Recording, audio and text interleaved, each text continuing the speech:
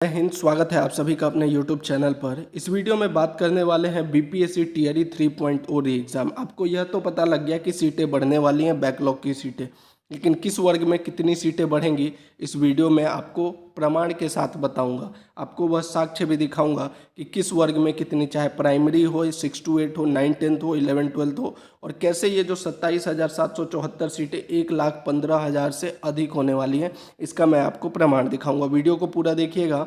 साथ ही जो cut off कम ही रहेगा, 101% आपका कट ऑफ कम होने वाला है, इसका भी मैं आपको प्रमाण दिखाऊंगा। लेकिन जो हर वीडियो में मैं इंपॉर्टेंट बात करता हूं वो है वन कैंडिडेट वन रिजल्ट। सरकार की तरफ से अलग अलग प्रलोभन दिया जाएगा, लेकिन अभी आपको अपना मांग जो है वन कैंडिडेट वन रिजल्ट को जारी रखना है। वीडियो में कमेंट में जाकर one candidate one result, Twitter हो या कोई भी सोशल मीडिया हो, वहाँ वन कैंडिडेट वन रिजल्ट लिखकर बीपीएससी को टैग जरूर करें। साथ ही रिजल्ट से पहले डीवी की तैयारी, इस पर भी बात करने वाले हैं। तो चलिए वीडियो को शुरू करते हैं। लेकिन पहली बार चैनल पर आए हैं तो जल्दी से चैनल को सब्सक्राइब कर दीजिए। तो देखिए, ये तो न्यूज़ में आया था, ये तो न्यूज़ की बात है। आपको ये पता लग गई होगी कि जो भी टीआरई 3 के हैं बैकलॉग की सीटें हैं वो 22 तक भेजे जाएँ। 3 दिन का समय दिया गया था, ये लेटर जारी किया गया था। हम इस लेटर के बारे में बात नहीं करने वाले, हम आपको उसका प्रमाण दिखाएंगे कितनी सीटें बढ़ेंगी। बस इसमें ऊपर ऊपर बता देते हैं इस लेटर में क्या था। देखिए, ये लेटर जो जारी किया था 19 अगस्त को जारी किया गया था, और इसमें 22 अगस्त तक कहा गया था कि टीआरई 1 और टीआरई 3 से जो बैकलॉग की सीटें थी उनको इंक्लूड करके नया रोस्टर भेजा जाए, यही इसमें कहा गया था। इसमें कहा गया था 9 10th और 11 12th के लिए। लेकिन इससे पहले आपको पता होगा, ये देख लीजिए, ये कुछ दिन पहले भी आया था, पहली से पाँचवीं और छठी से आठवीं में बैकलॉग के पदों पर भी महिलाओं की नियुक्ति की तैयारी। ये 10-15 दिन पहले न्यूज़ आई थी। इसमें जो है पहली से पाँचवीं और छठी से आठवीं की जो सीटें टीआरई 1 टीआरई 2 में खाली रह गई थी, वह कैसे खाली रह गई थी आपको पता होगा। बीपीएससी टीआरई 1 का जो एग्ज़ाम हुआ था और टीआरई 2 का, उसमें से बहुत से शिक्षक ऐसे थे जो पहले से ही नियोजित शिक्षक थे। तो उनका जब टीआरई 1 और टीआरई 2 में सिलेक्शन हो गया तो पहले की जो पुरानी सीटें हैं वह खाली रह गई। तो उन सीटों के बारे में कहा जा रहा है। दूसरा, जो टीआरई 1 और टीआरई 2 में बहुत से अभ्यर्थी फर्जी पाए गए, उनकी नियुक्ति रद्द की गई, तो उस वजह से जो है सीटें खाली हो गई। तीसरा जो इसमें पॉइंट था कि बहुत से अभ्यर्थियों ने रेजिग्नेशन दे दिया किसी कारणवश, तो वो सीटें खाली रह गई। तो इन सभी सीटों का बैकलॉग माना गया। अब प्रश्न ये है कि किसमें कितनी सीटें बढ़ेंगी, तो इसके लिए मैं आपको अब प्रमाण दिखा देता हूँ जिसका आप वेट कर रहे हैं।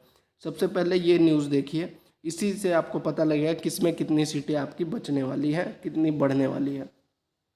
BPSC higher secondary teacher vacancy announced and form filled, ये टीआरई 1 के समय का है। लेकिन ध्यान से देखिएगा टीआरई 1 और टीआरई 2 में कितनी सीटें बढ़ रही हैं। BPSC has announced a total of 1,70,416। जब टीआरई 1 का वैकेंसी आया था तो 1,70,416 वैकेंसी था, पीजीटी, टीजीटी और पीआरटी के लिए ये था, जिसमें से 57,602 वैकेंसी जो था वो सिर्फ पीजीटी के लिए था। लेकिन सिर्फ 40,000 ही अभ्यर्थी ऐसे थे जो अप्लाई किए थे, यानी 17,500 सीटें तो यहीं पर खाली रह गई थी पीजीटी। सबसे ज़्यादा फायदा जो इसमें हो रहा है बैकलॉग की सीटों से पीजीटी के लिए। पीआरटी के लिए तो 11,000 सीटें बढ़ रही हैं, ये आपको पता है कि 11,000 बैकलॉग की सीटें बात की गई है। लेकिन सबसे ज़्यादा जो फायदा होगा वो पीजीटी का, क्योंकि पहले ही उसमें अभ्यर्थी अभी भी कम थे, लेकिन अब और बैकलॉग की सीटें बढ़ रही हैं। और कितनी बढ़ रही हैं वो यहाँ से देख लीजिए। जब टीआरई 1 में 57,602 वैकेंसी था तो सिर्फ 40,000 लोगों ने अप्लाई किया था, यानी 17,500 तो यहीं से खाली रह गया। और सिर्फ यही नहीं, आगे देखिए, आगे क्या कहा गया। जब रिजल्ट आया, तो ये तो अप्लाई करने की बात है, जब रिजल्ट आया तब क्या था। बिहार लोक सेवा आयोग बीपीएससी ने प्राथमिक, माध्यमिक और उच्च माध्यमिक विद्यालयों में 1,70,431 पदों के विरुद्ध जो वैकेंसी आई थी 1,70,431, सिर्फ क्वालिफाई कितने सेलेक्ट हुए थे, 1,22,324, यानी लगभग 50,000 अभ्यर्थी सीट जो है यहीं पे खाली रह गई थी। इतने तो मतलब कि सीट खाली रह गई थी। इसके अलावा जो 1,22,000 में से डीबी में जो है 12,000 के आसपास जो छट गए थे, यानी कि वहाँ से 12,000, 60,000 सीटें लगभग वहाँ से हो गई। उसके बाद बहुत से अभ्यर्थी ने, जो नियोजित शिक्षक थे, वो नियोजित शिक्षक लगभग 28,000 थे जो कि नियोजित शिक्षक से जो है बीपीएससी टीचर बने। बहुत से अभ्यर्थी फर्जी पाए गए, तो ऐसे करके बहुत सी सीटें खाली हो गई। तो यहीं पे उन सब चीज़ों को छोड़िए, जो आप ये खाली रह गया उसी को देखिए। अब देखिए कौन से वर्ग में कितनी खाली रह गई थी। ये सिर्फ मैं टीआरई 1 की बात कर रहा हूँ, अभी टीआरई 2 की बात नहीं कर रहा हूँ। उच्च माध्यमिक में जो 57,000 पद थे उसमें सिर्फ 23,701, यानी कि लगभग जो है 34,000 वैकेंसी खाली रह गई थी टीआरई 1 में। टीआरई 1 में जो है 34,000 पद खाली रह गए थे, ध्यान दीजिएगा। यानी उस समय जो है आपने सिर्फ क्वालिफाई अगर टीआरई 1 में कर लिया होता 11th-12th में तो आपका सिलेक्शन पक्का था। वहीं माध्यमिक की बात करें तो माध्यमिक 9वीं 10वीं के 32,916 पद में से 26,204 को ही सेलेक्ट किया गया था, यानी लगभग 6,500 सीटें इसमें भी खाली रह गई थी। प्राथमिक कक्षा में जो है 79,943 पदों के विरुद्ध 72,419, यानी लगभग यहाँ भी कितनी सीटें आपको खाली रह गई हैं तो देखिए 7,000 के आसपास पीआरटी में, और 4,000 जो है टीआरई 2 में था, तो इसीलिए लगभग 11,000 की बात कही जा रही है। अब प्रश्न ये उठ रहा है क्या ये सभी सीटें जुड़ेंगी, तो देखिए सभी नहीं भी जुड़े तो देखिए आपका पहले से वैकेंसी कितना है, 87,700 के आसपास वैकेंसी है। 11,000 जो है पीआरटी के लिए कहा गया है, 11,000 पीआरटी और 628 के लिए, तो यही हो गया 98,000। और कम से कम अगर ये 30-40 हज़ार सीटें यह नहीं भी जुड़ती हैं, सिर्फ 20,000 भी सीटें इसमें से जुड़ती हैं तो आपका 1,15,000 से ऊपर हो जाएगा सीटों की संख्या। और इसी के लिए जो है लेटर भी जारी किया गया था। देखिए लेटर में भी यही कहा गया था कि ये सभी सीटें जो है आरक्षण समाशोधन करने के संबंध में, यानी उन सभी सीटों को जोड़ने के लिए इसमें कहा गया था। यहाँ पे देखिए ऊपर वाला लाइन जो है, रिक्त विद्यालय अध्यापकों की संख्या को जोड़ते हुए बैकलॉग की गणना करें और टीआरई 3 हेतु आरक्षण समाशोधन करने के संबंध में, यहाँ पे ये चीज़ लिखा हुआ है कि टीआरई 3 में इसको जोड़ने।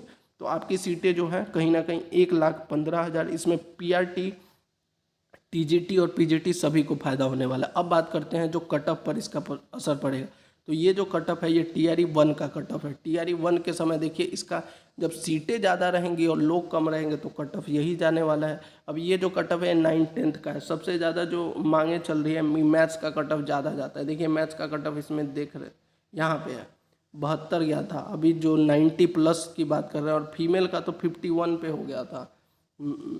ये यूआर मेल की बात कर रहे हैं तो 72 गया है, ईडब्ल्यूएस मेल 58 गया है, ईडब्ल्यूएस फीमेल 39 गया है। ये 9-10th की बात कर रहे हैं कि मैथ का ज़्यादा कट ऑफ, साइंस का बोलते हैं बहुत ज़्यादा कट ऑफ जाएगा। देखिए यूआर जनरल का 50 गया है, यूआर फीमेल में तो कैंडिडेट ही नहीं मिले, ईडब्ल्यूएस का 48 गया है तो, और 74 गया है इसका सोशल साइंस का, जो 80-90+ की बात की जाती है। तो इसका कहने का मतलब यही है जब आपके पास सीटें बढ़ेंगी तो आपका कट ऑफ जो है वो कहीं ना कहीं कम होगा, और अभी भी जो आप एग्ज़ाम में देकर आएंगे उससे 2-3 नंबर कम भी रहेगा तो आपके सिलेक्शन के चांसेस अच्छे हैं। एक तो सीटें बढ़ने के, और दूसरा इसमें क्या होने वाला है, आपको 1 कैंडिडेट 1 रिजल्ट की मांग जारी रखिए, क्योंकि वह भी कहीं ना कहीं 10 से 15,000 सीटों को प्रभावित करेगा। अब ये देख लीजिए, ये जो है 11th-12th की, 11th-12th में तो लोग मिले ही नहीं थे, ज़्यादातर NA मतलब कि इतने सीटें ज़्यादा थी और लोग कम थे। अभी भी सीटें बढ़ रही हैं, वो सबसे ज़्यादा पीजीटी के बढ़ रही हैं। तो पीजीटी में अगर आप क्वालिफाई कर लेते हैं तो आपका बहुत अच्छा चांस है। देखिए पीजीटी में कट ऑफ जो यूआर मेल का हिंदी का गया है 39, सोचिए 39 मार्क्स पे सिलेक्शन हो गया है हिंदी में यूआर जनरल मेल का, इंग्लिश में 61, और जो मेन सब्जेक्ट है मैथ में 53 पर सिलेक्शन हुआ, फिजिक्स में 39 पर हुआ है। तो ऐसे करके आपका जो सीधे आप देख सकते हैं कट ऑफ इससे आपका प्रभावित होगा और कम ही रहेगा। अगर ये सीटें जो ये लेटर जारी किया गया है इसके आधार पर जो है सीटों का जो है ये टीआरई 1 और टीआरई 2 को जो है समायोजित कर दिया जाता है टीआरई 3 में। तो ये आपको अगर न्यूज़ अच्छी लगी हो, साथ ही आपको मैं डॉक्यूमेंट वेरिफिकेशन से रिलेटेड वीडियो बनाया हूँ वो ज़रूर देख लीजिएगा, उसमें चेकलिस्ट भी जारी किया है तो वो ज़रूर देख लीजिएगा। वीडियो अगर अच्छी लगी हो तो चैनल को जरूर सब्सक्राइब कीजिए, वीडियो को लाइक और शेयर कर दीजिए। साथ ही कमेंट में आपका अगर कोई प्रश्न है या सुझाव तो आप पूछ सकते हैं।